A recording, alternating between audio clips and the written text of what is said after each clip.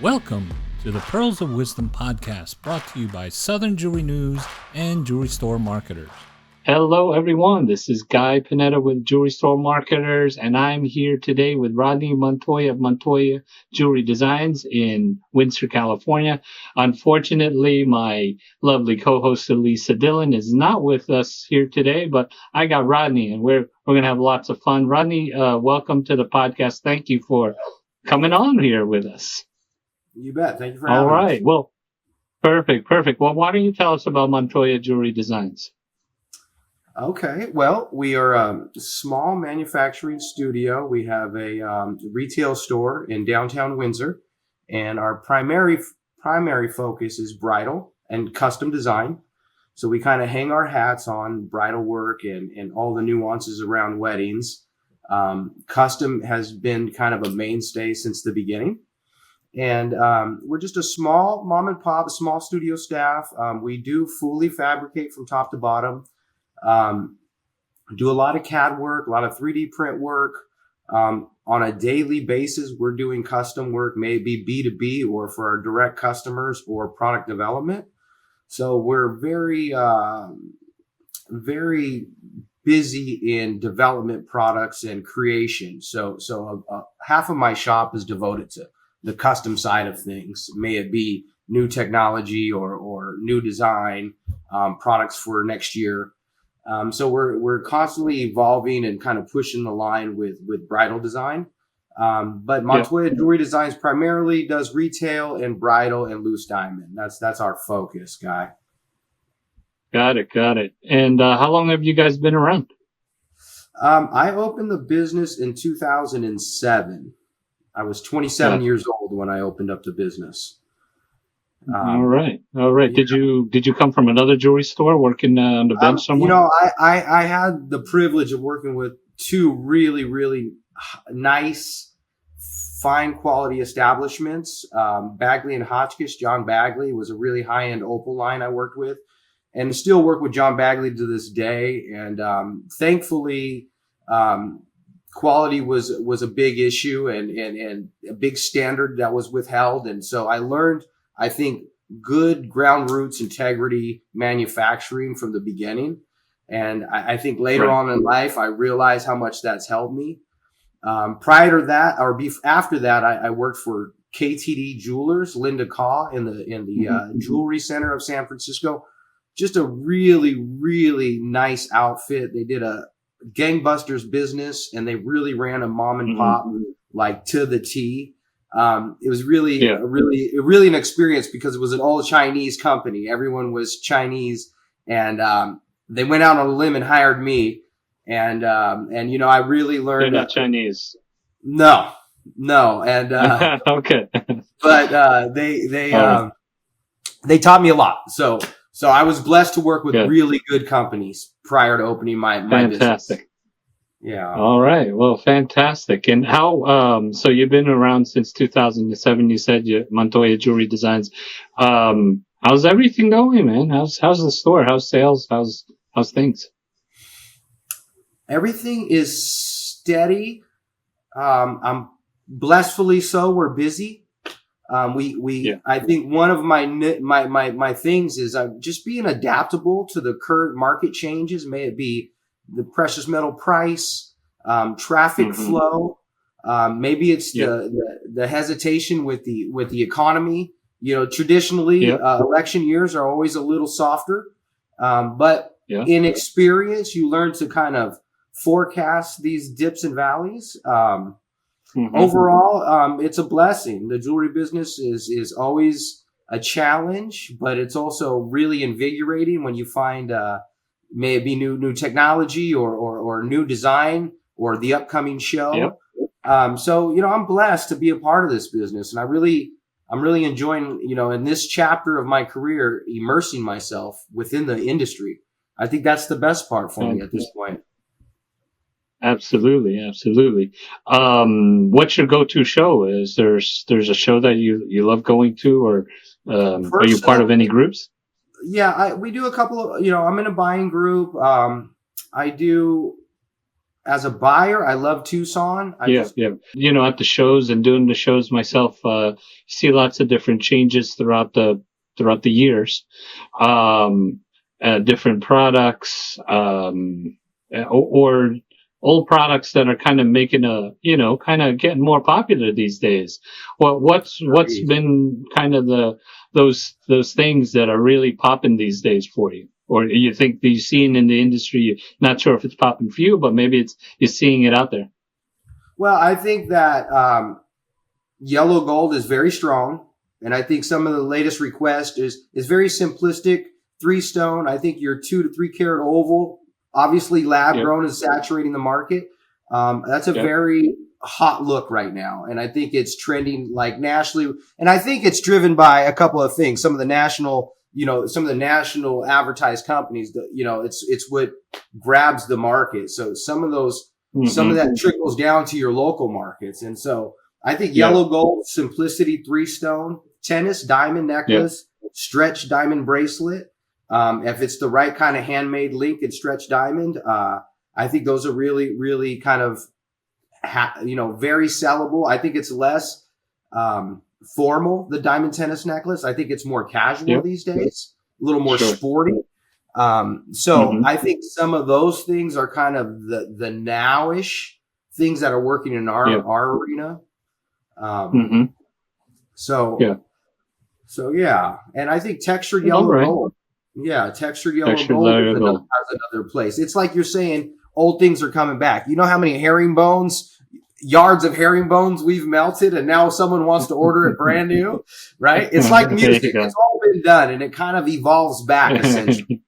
And so I say simplistic yellow gold in that 2 to 3 carat range is kind of a look.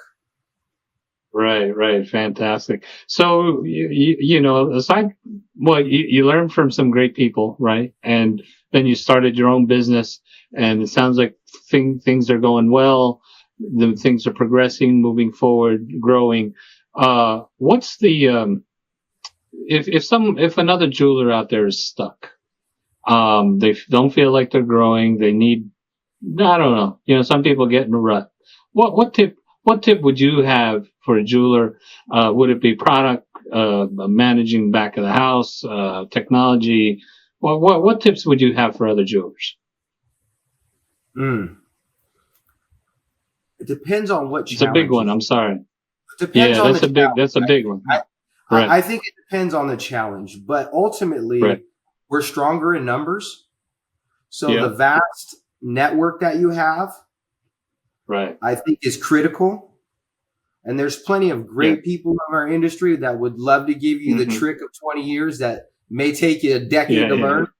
I think that having strength in numbers within the industry is one of those. May it be a buying group, maybe a network of manufacturers.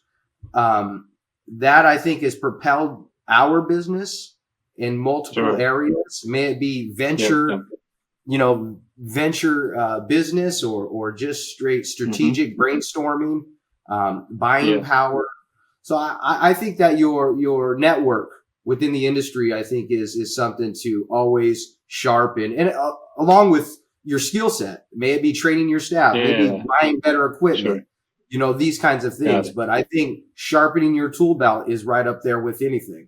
And may that be training or equipment or whatever the next step in your manufacturing process. Maybe you don't do any manufacturing, but you want to learn. I think that, I think having the network is the first step. Fantastic. Right. Exactly. What, would you, say there's anything that any marketing, strategies that really helped you throughout the years, that you feel that you could call out for others that might be looking for some inspiration? Well, no, to answer your question. I don't know if we have the formula. I think in my experience, it's doing all the little things, and there is no home run. Right. It's just all the little things coming to a head and working for you at once. May it be small promotion, may it be print work, SEO, new product launch, social media.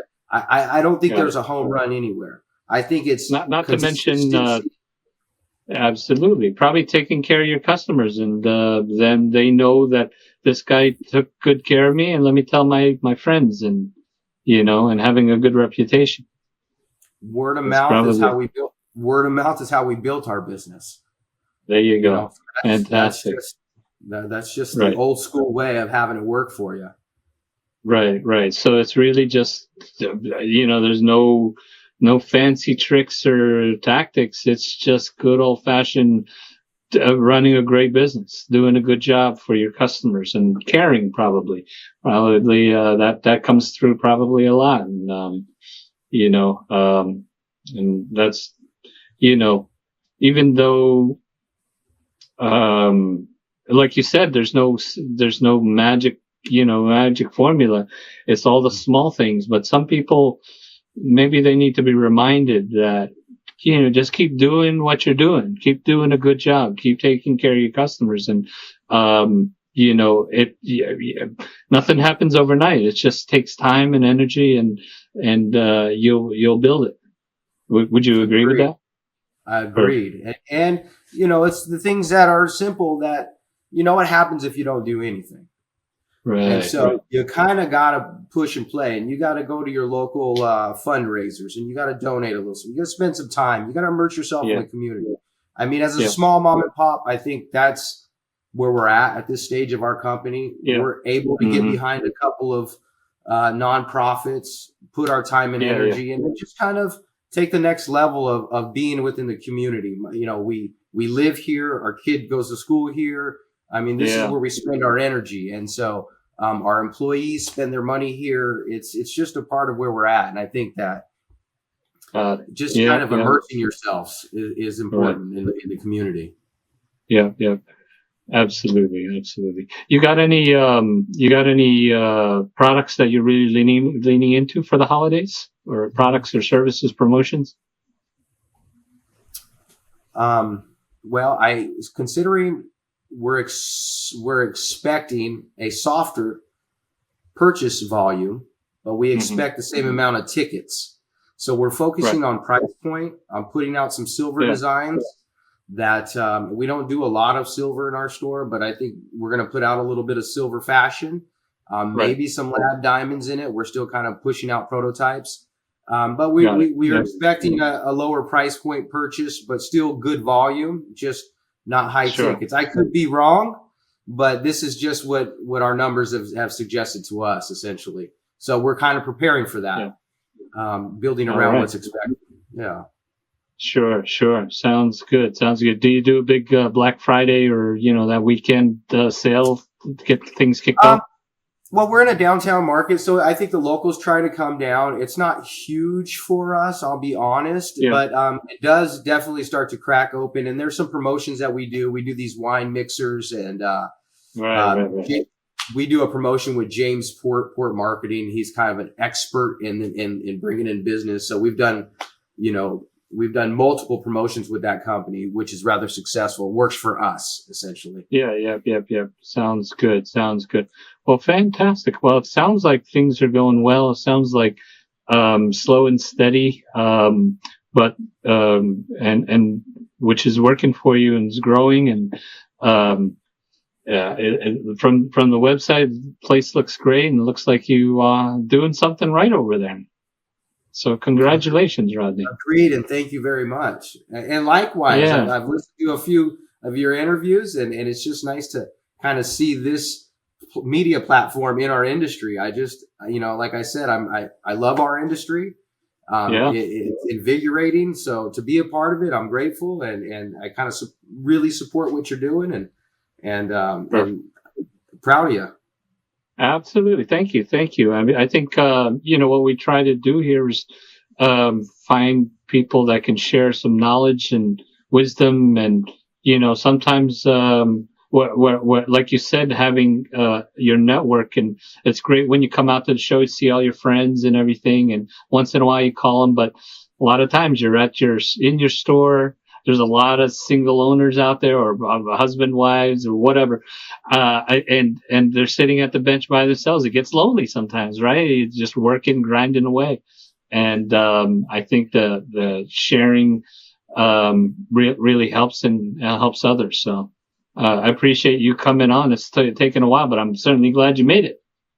Look at that. Guy, I appreciate it. And I thank you for the opportunity, and if we ever anything we can do for you, or we meet up at a show, I'd be happy to meet you in person.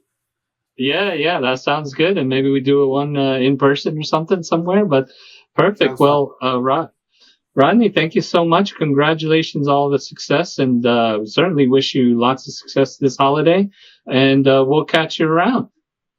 You as well, Guy. I appreciate you, and have a good weekend.